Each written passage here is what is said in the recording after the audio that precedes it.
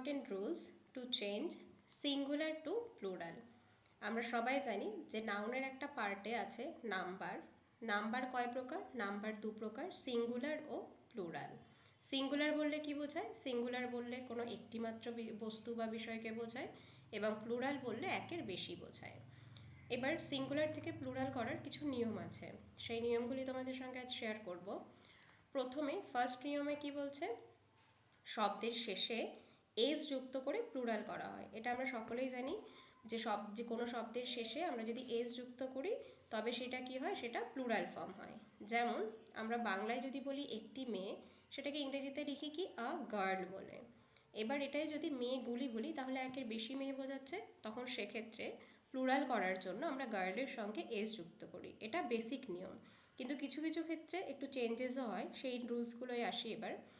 Second রুলসে কি বলছে? কোনো শব্দের শেষে যদি S, double S, S H, X, C H বা জেড থাকে তবে ই এস যুক্ত করে প্লুরাল করতে হবে। এবার সিএইচের পাশে দেখো লেখা আছে চ। সিএইচের উচ্চারণ দুরকম হয়, একটা হয় চয়ের মতো, একটা হয় কয়ের মতো। সিএইচের উচ্চারণ যে ক্ষেত্রে চয়ের মতো হবে সেখানে কিন্তু আমি ইএস যুক্ত করব।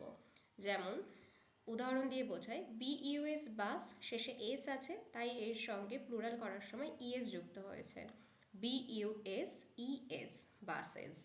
তারপরে যদি দেখো বিইএন সিএইচ, বেঞ্চ আছে, যেহেতু সিএইচ এর উচ্চারণ চয়ের মতো তাই এর সঙ্গে ইএস যুক্ত হয়ে প্লুরাল করা হয়েছে।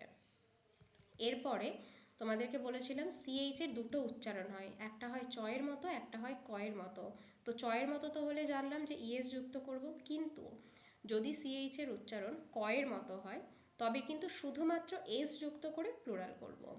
যেমন S T O M A C H, এটা কিন্তু স্ট মাছ নয়, স্ট মাক। এক্ষেত্রে শুধু দেখো এস যুক্ত করে প্লুরাল করা হয়েছে, S T O M A C H S হয়েছে। তারপর M O N A R C H, monarch. মোনার্কের ক্ষেত্রেও এখানে কি হয়েছে? এস যুক্ত করা হয়েছে।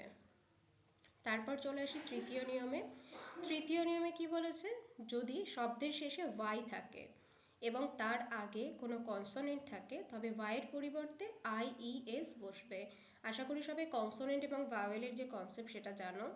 ভাওয়েল হচ্ছে এমন কিছু শব্দ, এমন কিছু লেটার যেগুলি কি করে, যেগুলি হচ্ছে অন্য যে কনসোনেন্টগুলি রয়েছে সেইগুলির সঙ্গে জুড়ে ওয়ার্ড ফরমেশন বা ওয়ার্ডের যে প্রনাউন্সিয়েশন সেটা করতে সাহায্য করে। আমাদের যেরকম বাংলায় আছে স্বরবর্ণ, অনেকটা সেই রকম ধরনেরই।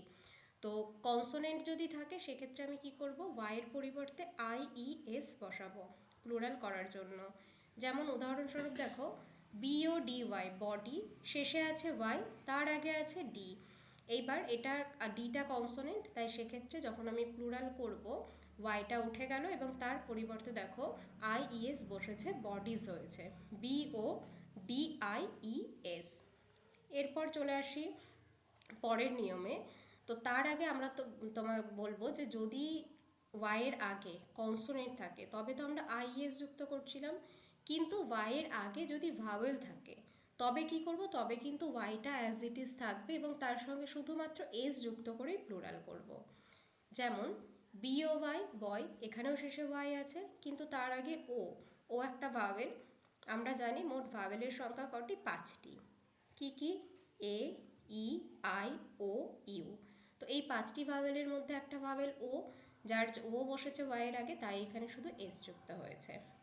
পরের নিয়মে, চতুর্থ নিয়মে কি বলছে? কোনো শব্দের শেষে যদি এফ অথবা ইএফ থাকে তবে এফ বা ইএফটা পুরোটাই উঠে যাবে এবং তার পরিবর্তে শুধুমাত্র ভিইএস যুক্ত করতে হবে। যেমন THIEF, থিফ, থিফটা কি হয়ে গেছে? থিপস, THIVES, থিপস। তারপর CALF, কাফ, কাফটা হয়ে গেছে কি? CALVES, কাফস। ঠিক আছে? তবে যদি কোনো শব্দের শেষে দেখো শুধু IEF, IFF, OOF, RF অথবা EEF থাকে তবে কিন্তু সেখানে শুধুমাত্র এস যুক্ত হবে। যেমন REEF, রিফ, রিফটা কি হয়ে গেছে? রিপস হয়েছে, শুধু এস যুক্ত হয়েছে। তারপর CHIEF চিফ, এটা কি হয়েছে CHIEFS চিপস। তোমাদেরকে বলবো দেখবে এর আমি আগে যেটা করালাম এখানে ছিল থিফ THIEF এবং এখানে CHIEF। এই নিয়মে আমি কি বলেছি IEF যদি থাকে। তো একটা জিনিস ইংলিশে কিন্তু প্রচুর ব্যতিক্রম বা এক্সেপশনস রয়েছে, তো সেই এক্সেপশনসগুলো কিন্তু একবার ভালো করে দেখে যাবে, এটা যেন গুলিয়ে না ফেলো। তার জন্য থিফ, তারপর তোমাদের যেমন লাইফ, ওয়াইফ, এই শব্দগুলো একটু ভালো করে দেখে যেও। চিফ এরকম টাইপের আরও অনেক শব্দ আছে যেগুলির শেষে IEF রয়েছে, কিছু কিছু ক্ষেত্রে সেটা VES হয়ে গেছে, আবার কিছু ক্ষেত্রে কিন্তু শুধু এস যুক্ত হয়েছে। তো সেগুলো একটু ভালো করে দেখে যাও, আর যদি তোমাদের অসুবিধা আমাকে কমেন্টে জানিও, তাহলে শুধু সেপারেটলি ওইগুলোই আমি নিয়ে আসবো, ওই ওয়ার্ডগুলো যে কোনগুলোর ক্ষেত্রে এস হবে বা কোথায় VES বসবে। তারপর সব শেষের নিয়মে চলে আসি। 5 নম্বর নিয়মে কি বলছে, যদি শব্দের শেষে ও থাকে এবং তার আগে কনসোনেন্ট থাকে তবে প্লুরাল করতে হলে ES যুক্ত করব। যেমন HERO হিরো, ও রয়েছে শেষে, তার আগে একটা কনসোনেন্ট আছে, সেই জন্য এখানে কি যুক্ত হয়েছে দেখো হিরোস, ES যুক্ত হয়েছে। এইবার যদি শেষে ও থাকে এবং তার আগে ভাওয়েল থাকে তবে কি করব, তবে সেখানে শুধুমাত্র সিম্পল এস যুক্ত করব। যেমন RADIO রেডিও, তার সঙ্গে দেখো শুধুমাত্র এস যুক্ত হয়েছে। তো এইরকম 5টা নিয়ম তোমাদের সঙ্গে আজকে শেয়ার করা হলো। চেষ্টা করব যে এখানে যাতে আরও চেষ্টা করব এরকম আরও ভিডিওস তোমাদের সামনে আনার জন্য, যেখানে এইভাবে তোমাদেরকে সব রুলসগুলো করানো হবে পরপর। যদি কোনো ডাউট থাকে কমেন্ট সেকশনে অবশ্যই জানিও। Thank you.